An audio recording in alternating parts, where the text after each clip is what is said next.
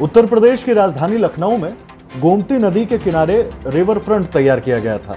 इससे जुड़े घोटाले के मामले में सीबीआई ने उत्तर प्रदेश के साथ पश्चिम बंगाल और राजस्थान में छापेमारी की। इतना ही नहीं, समाजवादी पार्टी के राष्ट्रीय अध्यक्ष और पूर्व मुख्यमंत्री अखिलेश यादव के कार्यकाल के दौरान रिवर फ्रंट प्रोजेक्ट में हुई कथित अनियमितताओं की जांच के लिए सीबीआई की ओर से नया मामला भी दर्ज किया गया है। दरअसल इस प्रोजेक्ट के साथ ही इसमें घोटाले के आरोप लगने लगे। जब प्रदेश में योगी आदित्यनाथ के नेतृत्व में सरकार बनी तो प्रारंभिक जांच के बाद इसे सीबीआई के सुपुर्द कर दिया गया है। अब सीबीआई पूरे मामले की पड़ताल में जुटी हुई है। उत्तर प्रदेश विधानसभा चुनाव से पहले सुहेलदेव भारतीय समाज पार्टी के अध्यक्ष ओम प्रकाश राजभर भारतीय जनता पार्टी पर जमकर हमला कर रहे हैं। ओम प्रकाश राजभर ने वाराणसी में कहा कि यूपी चुनाव में मुसलमान ओम प्रकाश राजभर के साथ हैं। मुसलमान इस बार ओम प्रकाश राजभर के साथ रहेगा। आश्चर्य होगा आपको,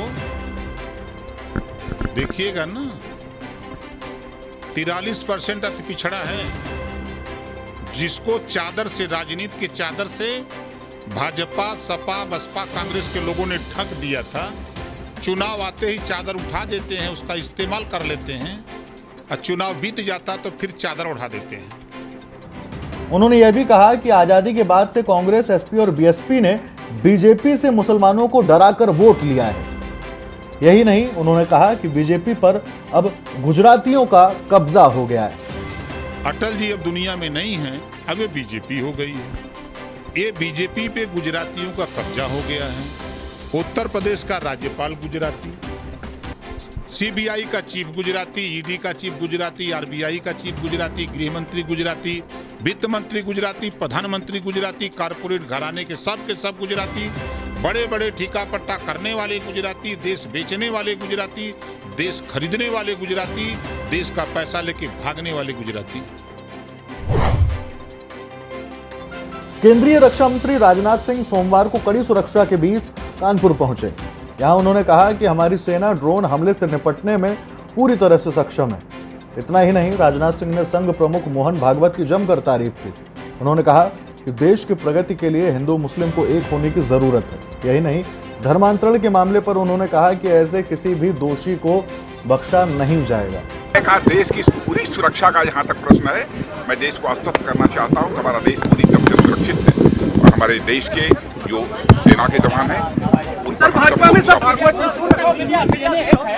हिंदू मुस्लिम को एक होना पड़ेगा तभी देश की प्रगति होगी। मैंने कोई गलत नहीं कहा, उन्होंने सच कहा। और वैसे जहाँ तक भारतीय जनता पार्टी का प्रश्न है, हम लोगों ने कभी जाति, पंथ अथवा मजहब के आधार पर राजनीति नहीं की है। इंसाफ और इंसानियत, जस्टिस एंड ह्यूमैनिटी, यही हमारा आधार रहा है राजनीति करने का। 69,000 शिक्षक भर्ती मामले में ओबीसी वर्ग के अभ्यर्थी से बेसिक शिक्षा मंत्री सतीश चंद्र द्विवेदी ने मुलाकात की। इसके साथ ही उन्होंने ओबीसी वर्ग के अभ्यर्थियों को आश्वासन दिया कि राष्ट्रीय पिछड़ा वर्ग आयोग की रिपोर्ट देखने के बाद कार्रवाई करेंगे। इन अभ्यर्थियों से शिक्षा मंत्री ने 4 दिन का समय मांगा। मूलतः जिनको जनरल कैटेगरी का कहा जाता है 20,301 का चयन हुआ है, शेष 14,288 पद ये भी ओबीसी और एससी के ही अभ्यर्थी हैं जो अपने मेरिट के आधार पर सामान्य वर्ग में गए हैं। ये स्थिति है। एक और बात वो कई दिनों से कह रहे हैं कि राष्ट्रीय पिछड़ा वर्ग आयोग ने रिपोर्ट भेजी है, उस रिपोर्ट पर विभाग संज्ञान नहीं ले रहा है। राष्ट्रीय पिछड़ा आयोग वर्ग आयोग संवैधानिक संस्था है, उनकी किसी रिपोर्ट को हम संज्ञान में क्यों नहीं लेंगे। लेकिन ऑफिशियली अभी हमारे विभाग को वो रिपोर्ट प्राप्त नहीं हुई है। आज ही हमने अपने अपर मुख्य सचिव को ये निर्देश दिया है कि वो विभाग आयोग से संपर्क करें। आयोग की जो रिपोर्ट होगी वो हम मंगाएंगे और आयोग की रिपोर्ट में किसी तरह के अगर कोई जानकारी हमसे मांगी गई है तो इसी सप्ताह में जो भी जानकारी आयोग ने मांगी होगी वो हम माननीय आयोग को उपलब्ध कराएंगे। अयोध्या में भगवान राम के भव्य मंदिर का निर्माण हो रहा है। इस मंदिर में मिर्जापुर का गुलाबी पत्थर भी लगाया जाएगा। यह पत्थर मिर्जापुर के डीएम प्रवीण कुमार लक्षकार ने हरी झंडी दिखाकर रवाना किया। यह पत्थर चुनार से रवाना किया गया। आज यहाँ पर बहुत ही गौरवशाली क्षण इसलिए है कि यहाँ से आज पहला पत्थर जो गर्भगृह में रखा जाएगा उसके पूजन का मुझे भी सौभाग्य मिला।